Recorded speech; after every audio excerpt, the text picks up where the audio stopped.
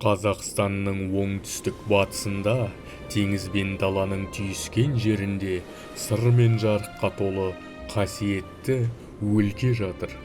Маңғыстау жай ғана өңір емес, бұл әрбір тасы тарихтың тынысын сақтаған, әрбір жолы киелі мекенге бастайтын жер.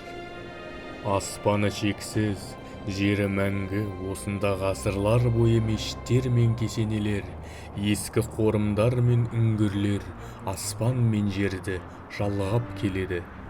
Оғыланды шатқалындағы ақ тастардың арасында Бекет ата жер асты мешіті жасырылған Маңғыстаудың рухани жүрегі. Бор тауының қойнауында ойылып салынған бұл мекен тек тарихты ғана емес, сенімнің сыбдырын сақтаған тыныштықты да ұстап тұр. 18 ғасырда өмір сүрген Бекет ата ұлы сопы, ұстаз және емші болған. Аңызға сүйенсек, оның рухы бүгінде жол іздеген жандарға күш пен сабыр береді.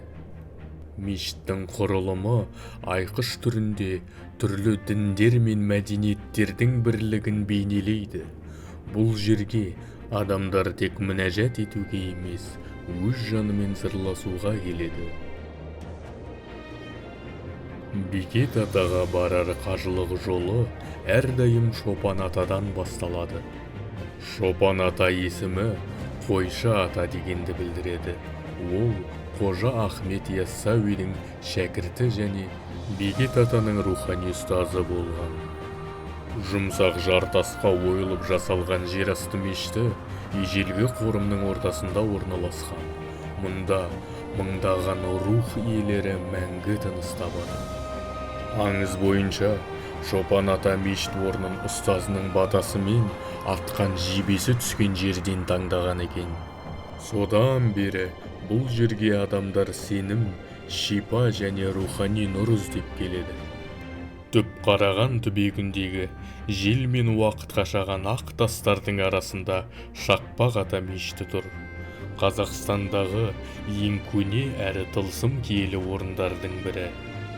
Аңызында ол оттың құпиясын меңгерген, табиғат сырын ұққан дана адам ретінде суреттеледі. Мешіт ішінде 4 табиғи күш, су, от, ауа және жер үйлесім тапқан. Сәулелі күмбездерді тіреп тұрған колонналар әлемнің тепе-теңдігін бейнелейді. Қабырғаларда парсы, түркі және араб тілдерінде жазылған қажылардың көне жазбалары сақталған. Ғасырлар бұрын бұл жерге келген адамдардың сенім ізі. Маңғыстаудың киелі жерлерінің ішінде ерекше орын алатын Қараман ата некрополі мен жер асты мешіті. Бұл өңірдегі ең көне ескерткіштердің бірі, тарихы 12 ғасырда кетеді. Аңыз бойынша, Қараман ата ұлы Шопан атаның немересі, даналық пен әділдік иесі болған. Оның мазар басында адамдар ежелден тазару антын берген. Бұл жер халықтардың татуласу, жаулықтың тоқтаған, бейбітшіліктің орнаған мекені. Мұнда айтылған ант қасиетті әрі бұзылмайтын болған. Жер асты мешіті төбенің етегінде ойылып салынған.